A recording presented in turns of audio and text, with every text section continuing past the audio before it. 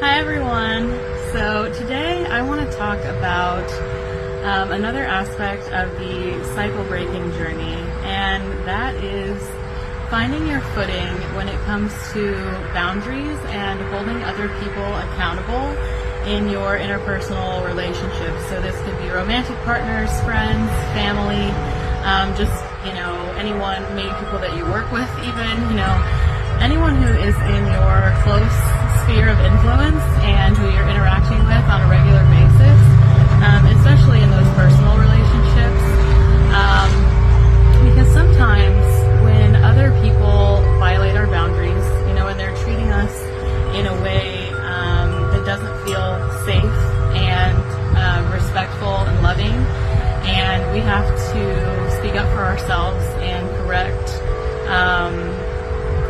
that situation, it can be really difficult to hold people accountable for their actions when they are not able to look at themselves and accept when they've done something wrong.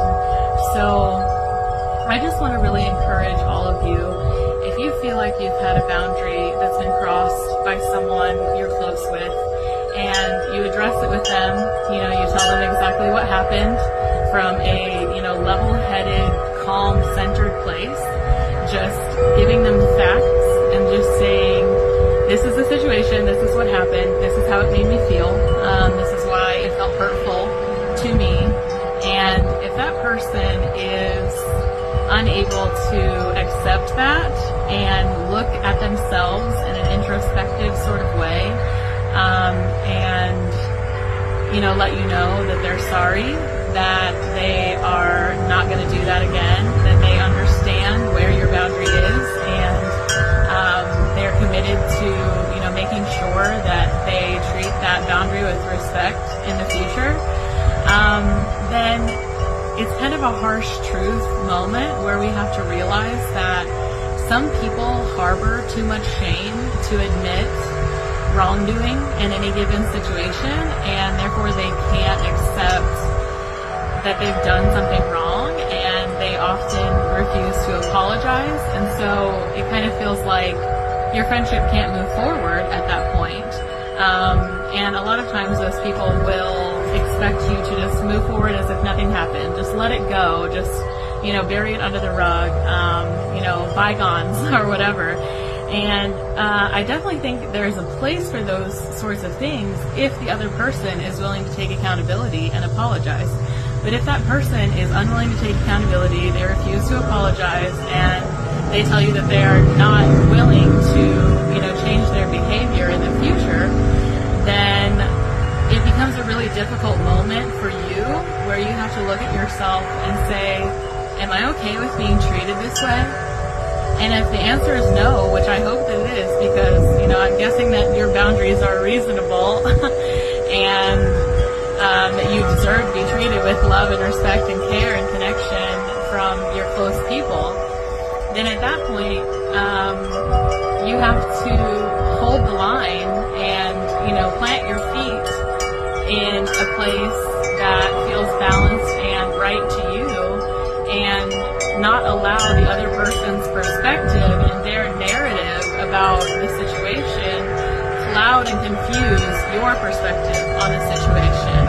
And a lot of times this happens when people refuse to take accountability. They will have their own manufactured narrative about the situation, and they will do everything they can to convince you that what they did was okay, and that you're blowing it out of proportion, or that you have no reason to be upset, yada yada. So you really have to be strong in that moment and say, no, I know what happened, I know how it made me feel, and I know that I'm not okay with it, and I'm not going to allow this moving forward. And sometimes, unfortunately, we have to keep people at a safe distance in our lives until they can treat us with respect and love.